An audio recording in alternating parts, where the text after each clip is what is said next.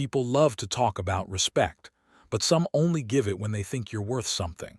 When they think you're beneath them, they don't hesitate to show it, loudly. That's exactly what happened the moment Keanu Reeves extended his hand in a crowded corporate lobby, calm, polite, gracious, only for the billionaire CEO to laugh in his face and sneer, "I don't touch losers." His staff recorded it. The crowd whispered.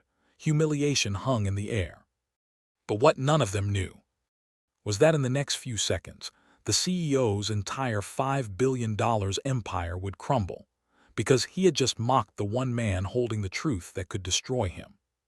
Before we continue, thank you so much for watching and supporting these stories. If you're enjoying them, make sure to subscribe and turn on notifications. It truly helps us keep bringing you more powerful and emotional narratives. Now, let's continue. People often assume that power comes from money, status, or the number of people who rush to obey you. But Keanu had learned long ago that real power, the kind that lasts, comes from something quieter: humility, patience, and an unshakable sense of who you are, even when the world tries to tell you otherwise. He never forgot the moment in his own life when someone offered him kindness he didn't deserve. And ever since, he decided he would always offer his hand first, even to those who didn't appreciate it. That small decision is what brought him into the marble lobby of Arlington Holdings, one of the largest financial conglomerates in the country. The building towered above the city like an ivory pillar, its glass polished to the point where the clouds reflected in perfect detail. It looked untouchable, indestructible, at least from the outside. Keanu walked in through the rotating doors with a leather portfolio tucked under his arm. He wore a simple black suit, no expensive brand logos, no flashy accessories. He never dressed to impress, he dressed to respect. People often mistook that for weakness. Today would be no different. The lobby was crowded: investors, employees, interns in press suits trying not to look nervous. Above them stood a massive LED ticker displaying the company's stock price in glowing green. Everyone who walked through that lobby glanced up, even if just for a second. It was like a ritual, a reassurance. Arlington Holdings, 392.4 up arrow. Solid, strong, unbreakable. The man responsible for that glowing green number was Derek Arlington, the CEO, the heir to the Arlington Empire, and the kind of man who believed the world owed him something simply because he had been born into a family with wealth thicker than concrete. Derek loved three things: applause, a fear, and the sound of his own voice. He was expecting a board inspection that morning, so the lobby had been staged with deliberate perfection. Red carpet leading to the elevators, cameras positioned to capture flattering angles, assistants hovering like satellites, clipboards in hand. In the middle of the lobby, reporters quietly rehearsed their introductions. This was more than a financial check-in, it was a publicity moment, a chance to impress, a chance to boast. Then Keanu walked in quietly, unnoticed, making no spectacle of himself. He stepped toward the reception desk. The woman working there smiled with politeness that didn't quite reach her eyes. She recognized him, everyone did, but she kept her expression professional. "Mr. Reeves, welcome, you're expected upstairs." "Thank you," he replied, his voice soft, warm. She typed something into her computer, then gestured toward the far side of the lobby.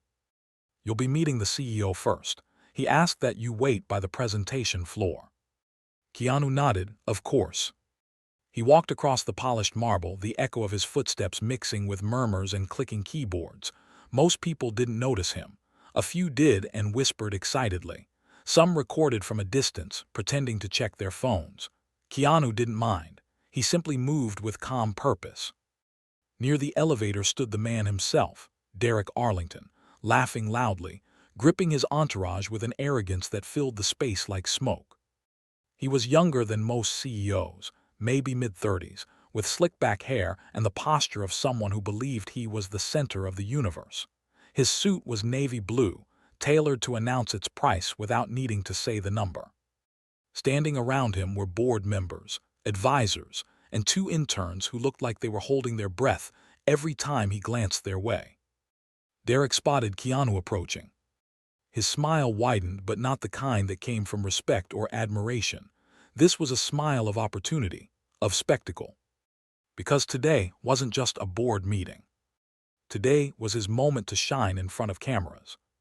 Keanu reached him and offered a gentle, respectful nod. "Mr. Arlington," he said warmly, "thank you for meeting with me." Derek didn't respond right away. Instead, he swept his gaze over Keanu's suit, his modest brown briefcase, his quiet demeanor. Then he looked over at the cameras and smirked. "Oh, of course," Derek said loudly, ensuring everyone nearby could hear him. "We always have time for guests." His assistants chuckled obediently. Keanu extended his hand, calm, humble, sincere. Just a simple gesture of goodwill. But Derek didn't take it. He stared at Keanu's outstretched hand as if it were a joke. Then he laughed, a sharp, cruel sound that echoed off the marble. "Oh, no, no, no," Derek said, waving dismissively. "I don't shake hands with losers." Several employees gasped. One woman covered her mouth. A few interns exchanged horrified glances. Someone started recording. Keanu's hand remained still for a moment, not trembling, not recoiling, simply hovering in the air with quiet dignity. Then, without anger or embarrassment, he lowered it. "I see," he said softly. "Well, that's your choice." The calm in his voice unsettled Derek more than any angry reaction could have. But Derek pushed forward, emboldened by the attention. "You know," he said loudly, stepping closer, "people like you shouldn't wander into places like this. You're not built for it. You're, what's the word, forgettable." Keanu didn't move. His eyes didn't harden or burn. They softened, the way someone's eyes soften when they see a child throwing a tantrum. Derek wasn't done. "Seriously, what did you expect? You show up here wearing that suit, holding your little briefcase, and what? You want a photo, autograph, a donation." His entourage laughed, not because it was funny, but because their jobs depended on it. Keanu simply said, "I'm here on business, Mr. Arlington, nothing more." "Oh, I know exactly why you're here," Derek replied, grabbing the edge of Keanu's briefcase mockingly. "You want us to back that charity thing, that little project of yours." He leaned forward, sneering. "Newsflash, this is a company, not a charity. We make money here. We don't babysit dreamers." Keanu slowly pulled his briefcase back, not in anger, but with quiet patience. "I understand," he said gently, "and I wasn't asking for sympathy." "Well, good," Derek snapped, "because you won't get any here." He turned toward his staff, raising his voice even louder. "People like him." He jabbed a finger toward Keanu. "Don't belong in real rooms of power." The staff froze, unsure whether to laugh again or pretend they didn't hear. Then Derek's assistant, a young man named Colton, hurried up with a tablet in hand. "Sir," Colton whispered urgently, "you need to see this." "What busy?" Derek snapped. It's important." Derek rolled his eyes and snatched the tablet. His face twisted with irritation as he scrolled. And then, his expression changed. The color drained from his face. His jaw clenched. His eyes darted back to Keanu. This is a mistake," Derek said, trying to steady his voice. Keanu blinked slowly. "Something wrong." Derek's thumb trembled over the screen. "Why," he whispered, "is the Department of Finance conducting a random audit today?" Colton tried to swallow. It's not random, sir." Derek snapped his head toward him. "What do you mean, not random?" Colton hesitated, terrified. "It was scheduled after a whistleblower report." The lobby went silent. Every camera stopped recording. Every whisper died. Every person's eyes flicked between Keanu and the CEO. Derek's throat tightened. "Who submitted the report?" Colton flicked his eyes toward Keanu, terrified to say the words out loud. Keanu didn't smile. Didn't gloat. Didn't move a muscle. He simply said, "Mr. Arlington, let's step aside. We should talk privately." Derek felt his stomach drop. For the first time, the powerful billionaire looked afraid. The sound of heels clicking echoed down the hallway as federal auditors entered the lobby. Their badges flashed under the lights.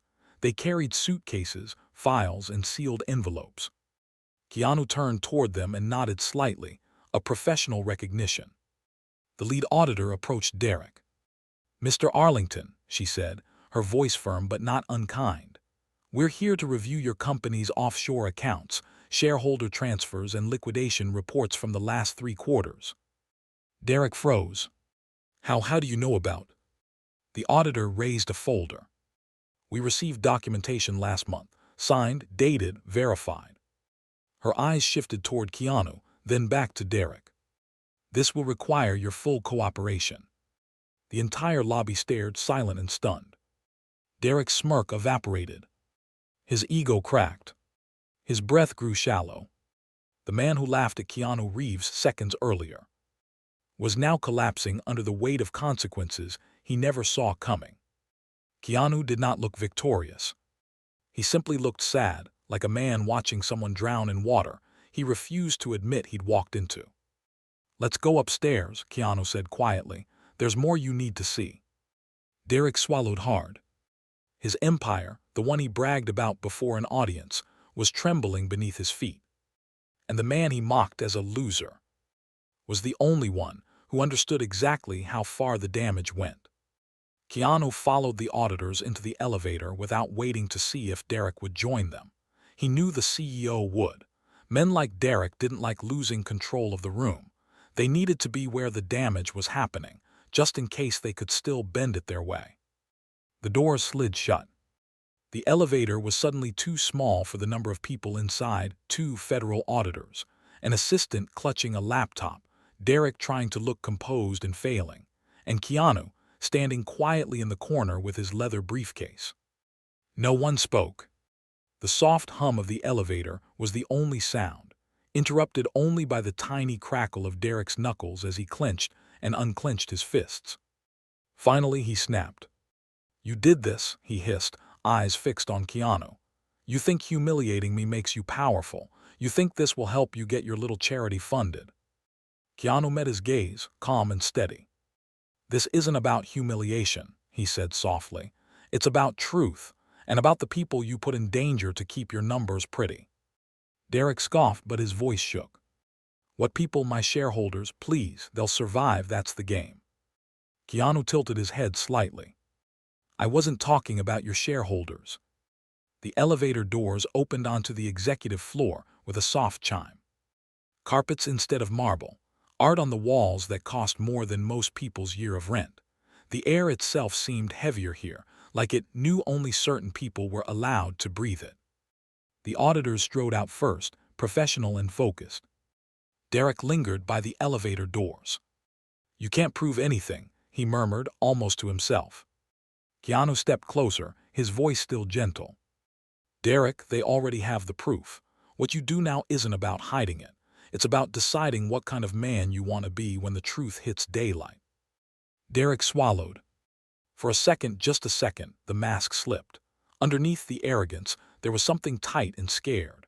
A boy who'd grown up being told that the family name mattered more than anything. A man who'd never learned how to lose without taking everyone else down with him. "Follow me," Keanu said quietly. He walked toward the glass-walled boardroom at the end of the hallway. Derek followed, pulled by a mix of anger, fear, and the painful realization that things were spiraling far beyond his control.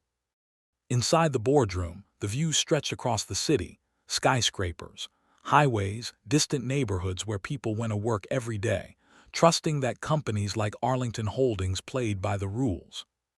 Around the long mahogany table sat several board members, already alerted to the situation. Their faces were pale, tense, and wary. The lead auditor placed her briefcase on the table and opened it with a quiet click. "We'll begin with the offshore accounts," she said.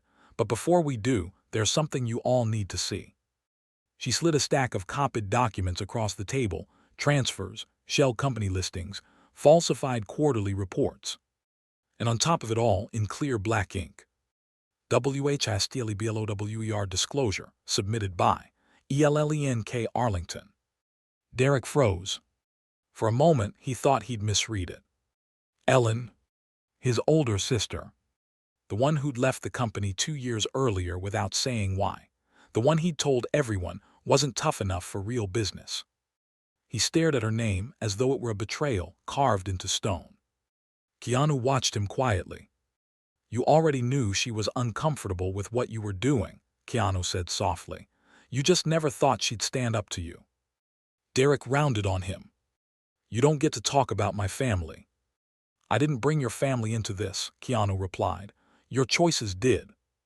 The auditors laid out more papers, evidence of pension funds siphoned into risky side ventures, of retirements gambled away to cover stock dips, of employee health funds temporarily reallocated to keep quarterly reports glowing. One of the older board members, a man with white hair and tired eyes, picked up a page with trembling hands.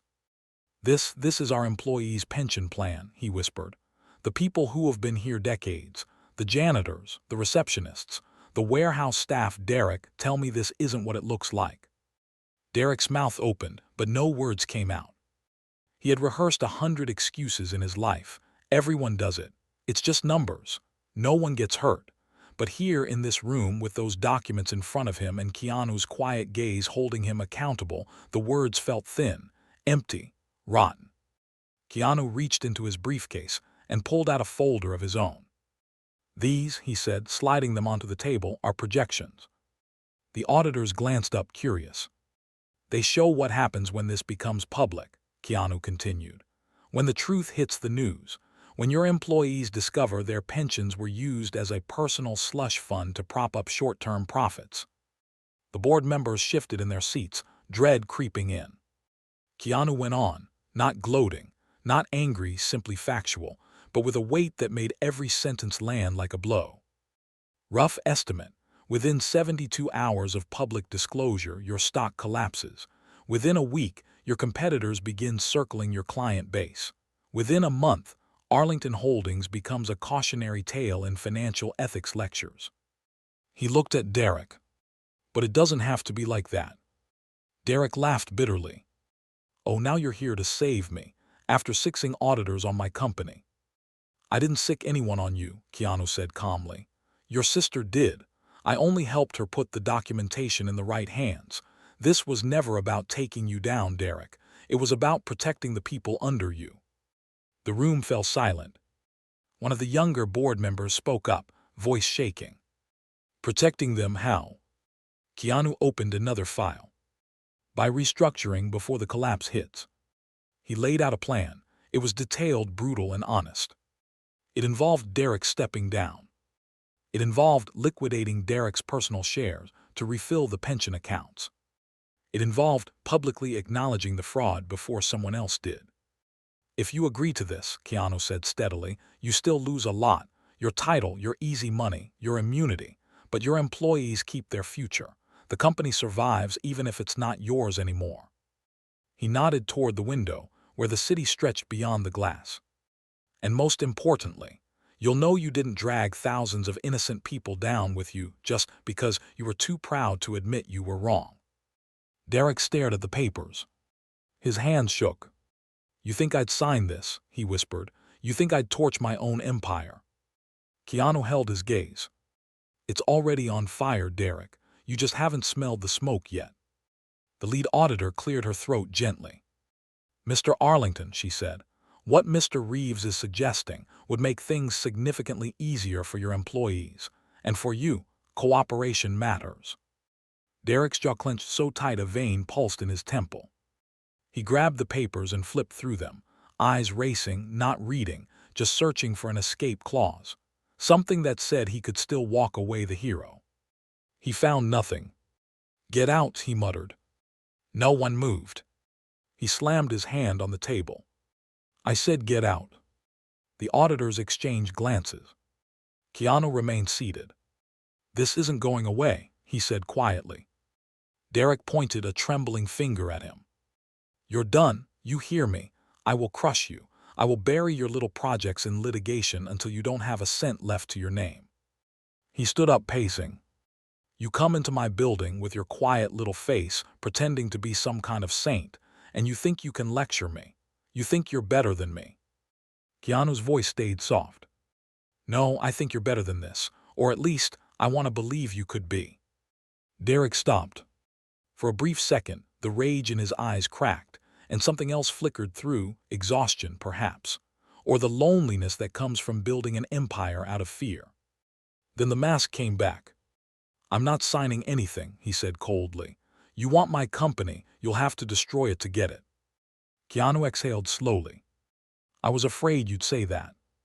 He gathered his papers, slid them back into his briefcase with quiet precision, and stood up. The lead auditor stepped forward. In that case, Mr. Arlington, she said, you leave us no choice. The investigation will proceed without your voluntary cooperation. Derek opened his mouth to protest, but she raised a hand. You will still have the opportunity to speak, she said, just not in this room. Her implication hung heavy in the air. Courtroom. Deposition. Indictment. The board members shifted uneasily. One of them, an older woman with sharp eyes and a voice that brooked no nonsense, turned to Keanu. Mr. Reeves, she said, why are you involved in this? Most people with your platform, they'd keep their distance from something this messy. Keanu thought of Ellen Arlington, sitting across from him in a small coffee shop 3 months earlier, hands shaking as she slid a folder across the table. She told him she had nowhere else to go, that her family dismissed her concerns, that the board turned a blind eye, that no one wanted to be the one to expose the truth. Keanu had looked at the documents, then at the fear in her eyes. And he'd made a choice. I'm involved, he answered simply, because someone asked for help, and because I don't want to live in a world where we see something wrong and just shrug because it's complicated. The older board member held his gaze for a long moment. Then she nodded once. Understood. Keanu turned back to Derek. I'll be downstairs, he said quietly. When the news breaks, your employees are going to need someone to explain what's happening, someone to tell them the truth without spin. Derek's nostrils flared. Stay away from my people. They're not your people, Keanu replied gently. You stopped seeing them as people the moment you started moving their pensions around like poker chips. He walked out without another word. The lobby felt different when he stepped back into it. The hum of conversation was now laced with anxiety. People glanced nervously at their phones, whispers cracking through the air like static. Something had happened. News travels fast in a building built on information.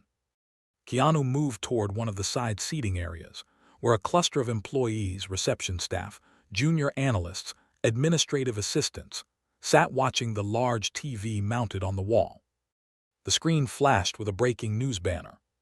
Federal investigation launched into Arlington Holdings, alleged misuse of employee pension funds. A woman in her 50s, the same receptionist who had greeted Keanu earlier, sat frozen, her coffee untouched in her trembling hands. My pension, she whispered. I've been here 27 years. Next to her, a janitor in a gray uniform stared at the screen, eyes wide and empty. My wife, we're supposed to retire next spring, he murmured. Their fears settled like a weight in the room. Keanu stepped closer. Excuse me, he said softly, may I sit? They looked up startled, then recognized him. You're that actor, the janitor said stunned. Why are you here?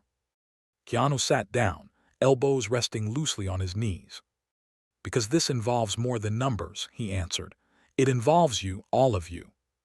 They listened, not because he was famous, but because his voice carried a calm that cut through the panic. I won't lie to you, Keanu said. There was wrongdoing.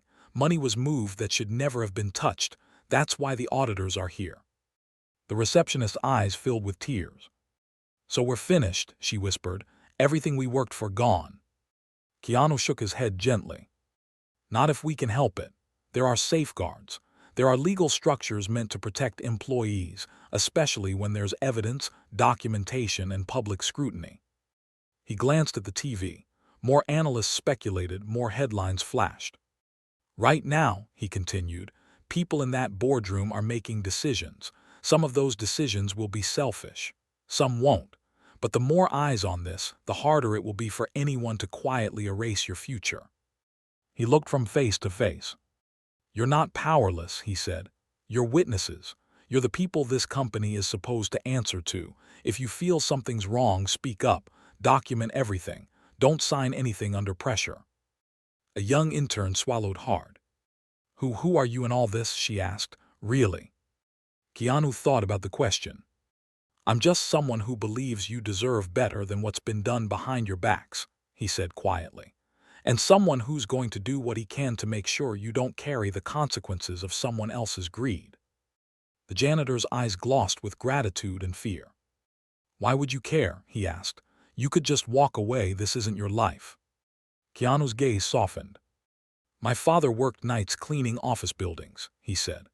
I know what it feels like to watch someone come home exhausted, trusting that if they keep their head down and do their job, the people in charge will do right by them. He looked toward the elevators, where the auditors and board members were now descending, faces grave. And I know what it feels like when that trust is broken, he added. So no, this isn't just business to me. The TV flashed a new segment, a financial analyst breaking down the company's precarious standing. Stock futures were already tumbling in after-hours trading.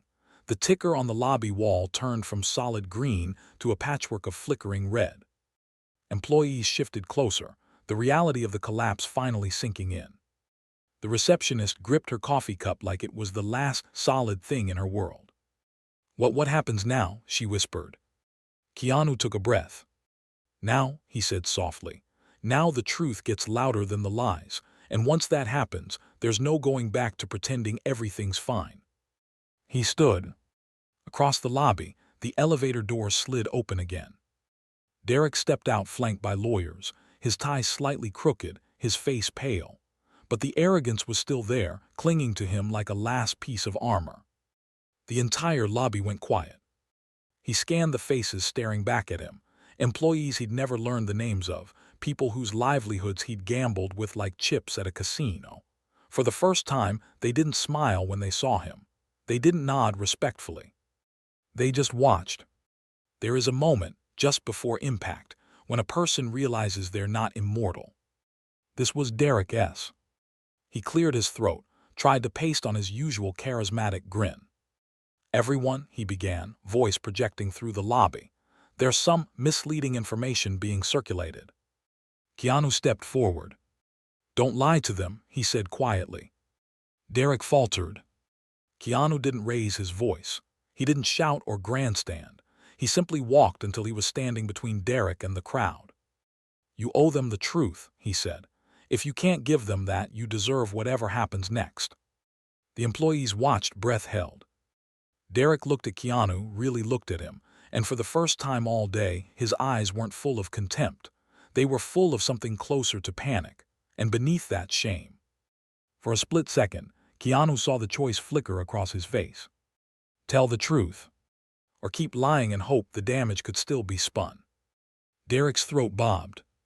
His lawyers leaned in, whispering urgently, Do not admit anything. We handle this our way. Strategic statements only. He shrugged them off. His voice, when it finally came, was hoarse. There were financial missteps, he said. The crowd stiffened. We moved funds inappropriately. We thought we could correct it quietly before anyone got hurt. His eyes swept the room, receptionists, janitors, analysts, security guards. But people did get hurt, he admitted, and that's on me. A ripple of shocked whispers moved through the lobby. One of his lawyers grabbed his arm. Derek, stop. He yanked it free. Be quiet, he snapped. Then to the employees. There's an investigation underway. You'll get more details soon, but I'll say this much. Your pensions, your savings, they should never have been touched. I can't promise how this ends, but I can promise this. He hesitated. Even now, the words seemed to scrape his throat as they came out. I'll be the one to take the fall, not you. Silence. Then from the back of the crowd, the janitor whispered. About time. Keanu watched Derek closely. This wasn't redemption, not yet, but it was a crack in the selfishness that had ruled him for years, a start. The lead auditor approached, flanked by security. Mr. Arlington, she said, we'll need you to come with us now. Derek didn't resist. He looked at Keanu one last time. You destroyed me, he said quietly. Keanu shook his head. No, he replied. You did that long before I arrived. I just stopped you from taking everyone else down with you. Derek let out a breath that sounded almost like a laugh, bitter, broken. but edged with something that might one day turn into understanding. As he was led away, the lobby buzzed with questions, fear, anger. And beneath all of it, a strange, fragile feeling. Relief. Because the truth was finally out. Keanu turned back to the employees. "You're going to be hearing a lot in the coming days," he said gently. "From lawyers, from regulators, from the news. Some of it will sound terrifying. Some of it will be confusing." He looked into their faces, weary, frightened, hopeful. "But remember this," he said softly. "You are not the villains in this story. You're the ones who were lied to, and you have every right to fight for what's yours." The receptionist wiped her eyes. "Thank you," she whispered, for not just walking past." Keanu shook his head. "You don't thank people for doing what they should have done all along," he said. "You just try to pass it on when it's your turn." He picked up his briefcase. Outside, the first news vans were already pulling up. Reporters rushed toward the entrance, cameras in hand. The world was about to know what had happened inside Arlington Holdings. Keanu stepped aside to let them pass. He didn't rush to the microphones. He didn't deliver a speech. He simply walked down the steps, hands in his pockets, disappearing into the city like any other man heading home after a long day. Behind him, the billionaire who had refused to shake his hand now faced the collapse of everything he'd built on lies. And somewhere, far away from the skyscrapers and cameras, Ellen Arlington would open the news on her phone, see the headlines, and know she hadn't stood alone. In the end, it was Keanu's fame that mattered. It was the simple act of standing between power and the people it tried to crush. Quietly, calmly, unapologetically. Because sometimes, all it takes to topple a $5 billion empire is one refused handshake, one woman brave enough to tell the truth, and one man refusing to walk away when it would have been so much easier to do nothing.